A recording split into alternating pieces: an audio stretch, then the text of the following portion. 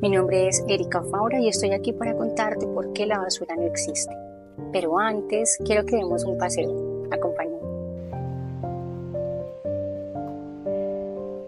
Mira a tu alrededor. Todo esto es un entorno natural. Aquí habitamos, nos desarrollamos y recibimos regalos constantemente. El aire puro, la diversidad, los frutos, la sombra y la vida. La tierra nos sostiene. Los árboles son alimentos para animales y aquí todo tiene un propósito. Y en medio de esta red de vida estamos tú y yo. Llevamos en el planeta más de 300.000 años como humanidad. Y antes de esos 300.000 años había equilibrio. Lo que debemos hacer es responsabilizarnos a que ese equilibrio se mantenga. ¿Cómo lo hacemos? Tomemos conciencia, primero, que la basura no existe. O te pregunto, en el paseo que dimos, ¿viste basura? No. A cambio de eso, lo que hace la naturaleza, restaura su suelo, se equilibra, mejora y está en constante cambio. Pero nada se considera basura. Y quizás el problema que tenemos es que hemos dicho que todo lo que generamos alrededor de nosotros es basura, cuando solamente son residuos de los cuales debemos hacernos cargo. Vamos a hablar de residuos y para que sea mucho más fácil, los vamos a dividir en dos: los residuos orgánicos, los residuos inorgánicos. Hablemos de los orgánicos. ¿Qué son?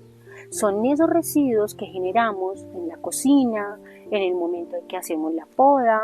Son esos residuos que rápidamente se van a poder transformar y que yo como consumidor los puedo procesar de una forma rápida siendo consciente.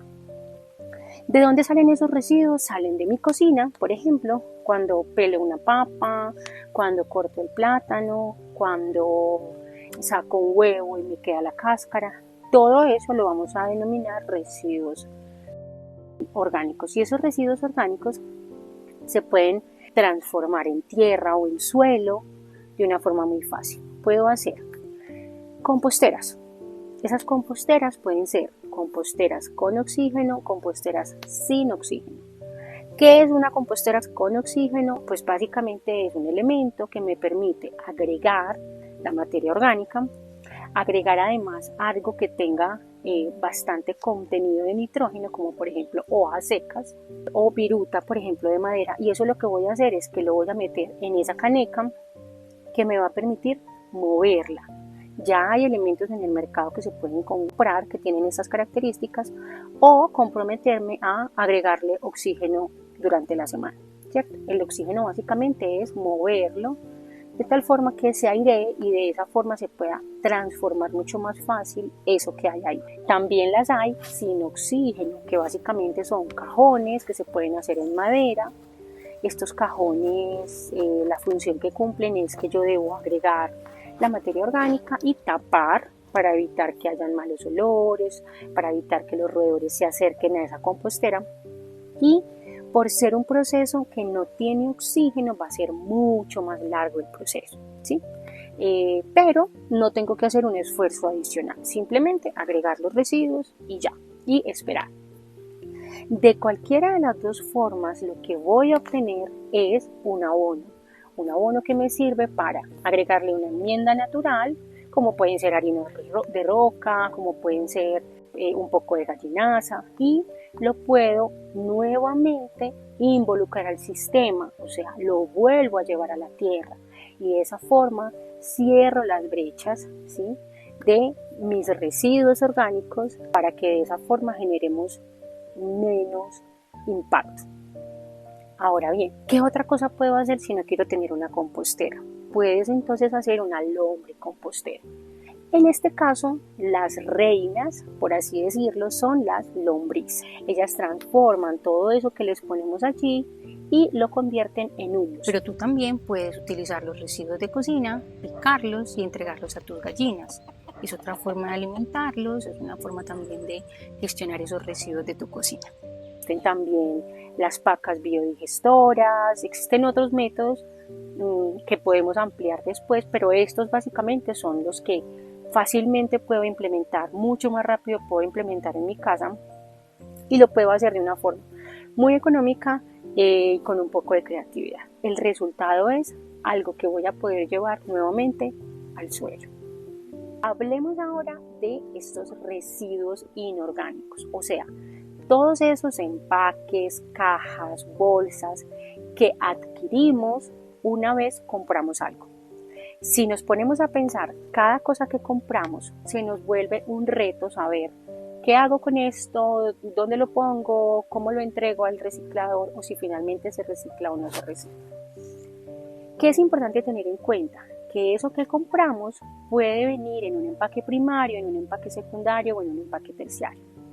Esos empaques, dependiendo de sus materiales, dependiendo de sus características, deberán ser separados, clasificados e inclusive limpiados para que se les pueda dar un debido proceso.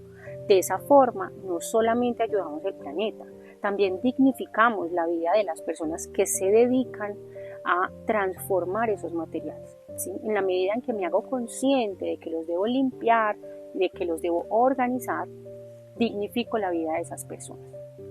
Básicamente, para que no nos enredemos, todo se debe entregar limpio, todo se debe entregar seco. Los materiales los puedo tener en cartón, los puedo tener en plástico, los puedo tener en vidrio, puedo tener tubos colapsibles o puedo tener cajas de cartón o inclusive bolsas plásticas. O sea, cualquiera de esos materiales, la consigna principal es los debo entregar limpios y secos. Y de esta manera se facilita el trabajo. Si tengo cartón, pues todo lo que sea cartón lo agrupo, todo lo que sea plástico lo agrupo y si tiene volumen le debo quitar el volumen. Los tubos colapsibles, un ejemplo, son la crema dental.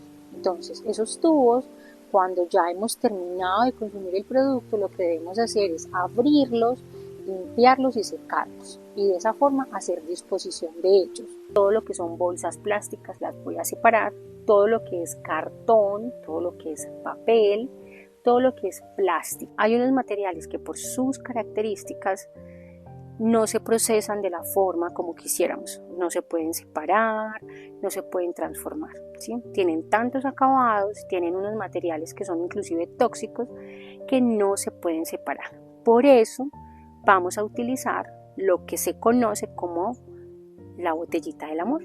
La botellita del amor es esta botella que dentro de ella vamos a agregar todos esos materiales que en su mayoría suenan, que en su mayoría tienen como un sonido, ¿sí? Los materiales en su mayoría son con foil de aluminio. Ese material no se puede reciclar. Esta botella se va a ir llenando, básicamente es agregarlos y con un palito lo que hacemos es que vamos a hacer presión hacia abajo hasta que esta botella tenga un peso y no tenga ningún espacio vacío. Hay otros elementos, por ejemplo el vidrio. El vidrio, pues digamos que por excelencia es un material que se puede transformar y que se puede reciclar. Que es súper importante que ese vidrio lo entreguemos limpio y seco. Otros materiales como por ejemplo la tela, cuando dejamos de utilizar una prenda, lo más importante es hacernos conscientes si esa prenda puede tener una segunda oportunidad y regalarla a una persona que la pueda llegar a necesitar, a un vecino, a un familiar que le pueda ser útil y de esa forma no convertirlo en algo que se desecha rápidamente. La invitación más importante es hacernos conscientes del momento de compra. Cuando yo compro un objeto, automáticamente debo asumir la responsabilidad de cómo voy a transformar eso y de cómo voy a entregar esos residuos para no generar basura. En ese orden de ideas hay cosas que puedo dejar de comprar o en efecto las puedo comprar diferente. Aquí te muestro opciones como dejar de comprar toallas higiénicas y comprar una copa, o dejar de comprar pañales y utilizar pañales que son biodegradables como o pañales de tela. no utilizo copitos de plástico, puedo utilizar copitos de bambú o copitos de cartón. Es súper importante que nos hagamos conscientes del momento de compra, porque es allí donde realmente generamos el cambio.